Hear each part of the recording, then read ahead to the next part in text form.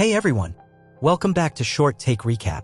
Today, I'd like to introduce you to a thrilling horror crime film called Winnie the Pooh, Blood and Honey. Sketches from the movie's opening show a young man named Christopher Robin strolling through Hundred Acre Wood when he encounters some strange teenage creatures that look to be half-human.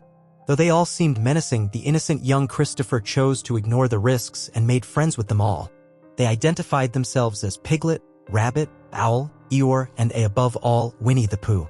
They were fed by the young Christopher, and the closer they became to one another every day that went by. The creatures began to behave more like humans, even depending on Chris to carry food for them. After years of friendship, Christopher stopped going to see the creatures because he felt it was unfair to them as he grew older and had to leave them to attend college in order to become a doctor. The creatures became extremely hungry as winter arrived, and without Christopher to provide food or guidance, the group had to eat one of their own, Eeyore, to survive. They were so traumatized by this that they hated everyone, especially Christopher, for having left them. They promised to give up on humanity, revert to their wild side, and remain silent for all time. 5 years later, we pick up with Christopher visiting Hundred Acre Wood to catch up with his old pals. Accompanied by his fiancée, Mary, Christopher inquires of her whether she believes the tales of his talking animal companions as they make their way through the forest. Mary gives him a pitying glance, confessing that she doesn't quite believe his stories and calling his animal companions imaginary. When Chris and Mary discover the creature's location, they discover it to be abandoned. Mary, looking very scared, tells Chris that they should go, but Chris reassures her that none of his friends are dangerous. Mary notices a skull as they stroll around, but Chris ignores the grave of Eeyore. The two enter Chris's former home with the animals after approaching it together. When Chris sees a drawing of himself that is damaged, Mary makes him question his former friends from childhood. They are suddenly alerted by a voice. The two run for cover as night begins to fall. When Mary and Chris hear the creature snoring on the bed, they seize the chance and run for the door. Regretfully, Piglet unexpectedly appears and encircles Mary's neck with a metal chain. Chris hides when he discovers his future wife is dead. When Chris unexpectedly notices Pooh coming towards him, he tries to bring up memories of their early years spent together. Before long, Piglet emerges from the other side, sandwiching Chris in between Pooh and himself. Chris now realizes that his friends have changed over the years, and like many others, he vanished from the woods. Reporters advise people to avoid 100 Acre Woods as much as possible after hearing about unexplained disappearances in the forest. Therapist advises Maria, a new character who joins the film later on, to block out the hectic world around her. Maria and her friends decide to go on a retreat in the woods after considering the expert's advice. They have no idea, though, that the cabin they have selected for their retreat is situated in the awful 100 Acre Wood. When the group of college students arrives at the opulent cottage, especially since it has a pool, they are astounded. Jessica requests that her friends give her their phones as soon as they arrive at the villa because she feels that using cell phones will defeat the retreat's purpose. The girls go on to talk about how Tina, one of their friends, never arrives on time or cancels plans at the last minute. As this is going on, Tina calls her friends to ask for directions and pulls the car over in front of the 100 Acre Woods sign. Tina enters the woods after not hearing back from them. Tina is startled when Winnie the Pooh suddenly appears and rushes in the direction of an abandoned garage. When it's safe to travel, Tina emerges from hiding. She turns around, though, and screams in terror as the ferocious bear grabs hold of her and repeatedly slams her head against the wood chipper. By dismembering Tina's body and chopping her up in the wood chipper, Pooh murders her. After settling in at the villa, Maria confides in her friends about her lifelong scars resulting from her encounter with a perverted stalker. When Maria admits that she is feeling much better, her friends give her encouraging smiles. Pooh is reminded of his idyllic early years by Christopher, who is tied to a ceiling in his lair. Pooh pauses for a moment, remembering how young Christopher referred to him as his best friend and vowed to stay with him forever. He feels a wave of sadness that quickly turns into rage. Pooh takes hold of a lash and gives Christopher a backlash for his disloyalty. Christopher cries out in intense agony as Pooh places Mary's skull in front of him in an attempt to inflict more pain on him. Lara, on the other hand, stealthily returns her phone because she couldn't bear to be without it. Later on in the evening, while strolling through the woods, Psycho Pooh detects loud music emanating from the girls' cabin. The manic simultaneously, Lara indulges herself in a jacuzzi tub and posts inoffensive selfies to Instagram.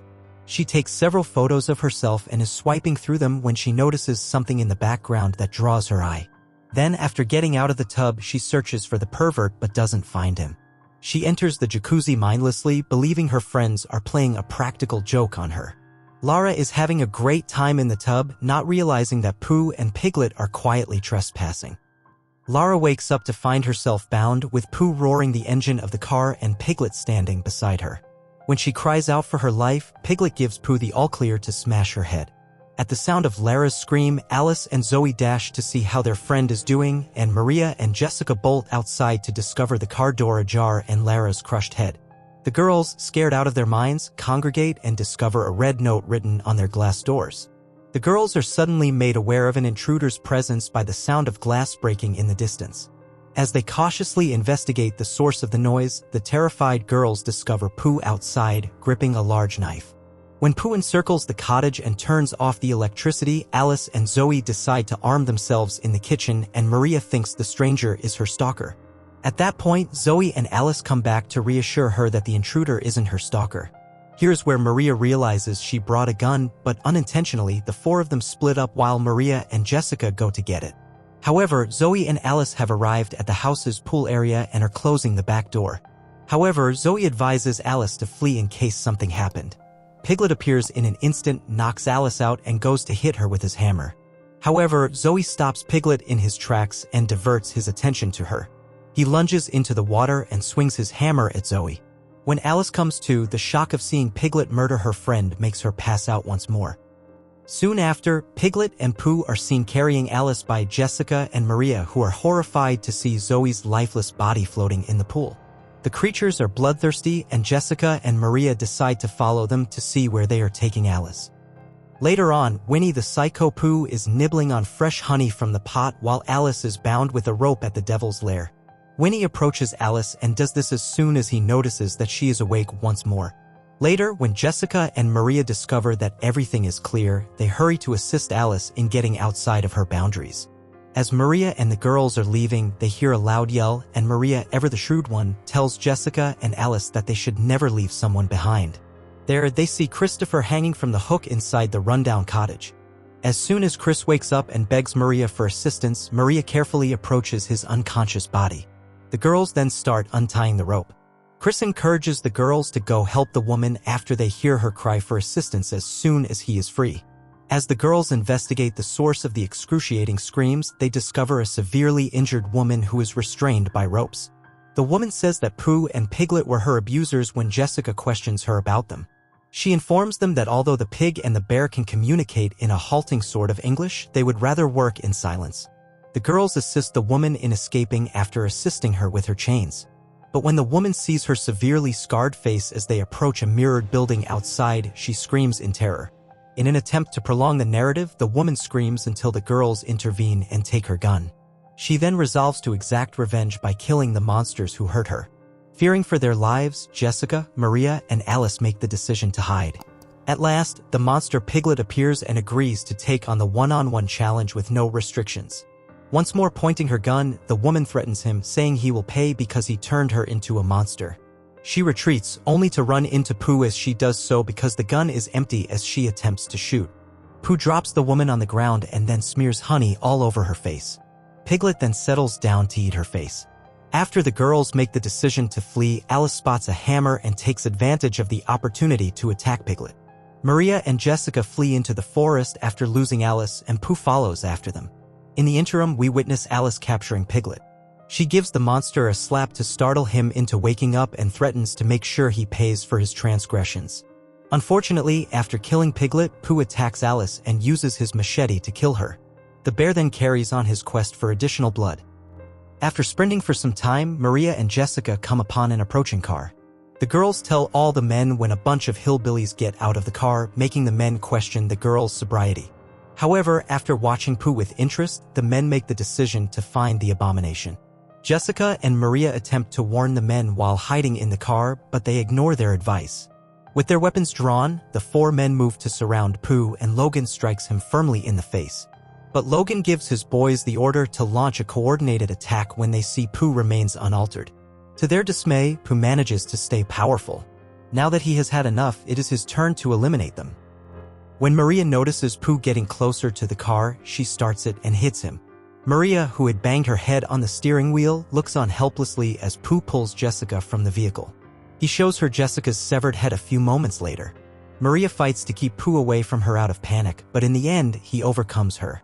Fortunately, Christopher appears from behind and slams his car into Pooh just as he is ready to kill her with his knife, saving Maria.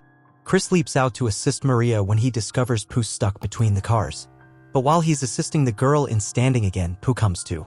He moves the car out of the way and grabs his knife. The beast then snatches Maria by the hair, and Chris begs him to stop his gruesome retaliation.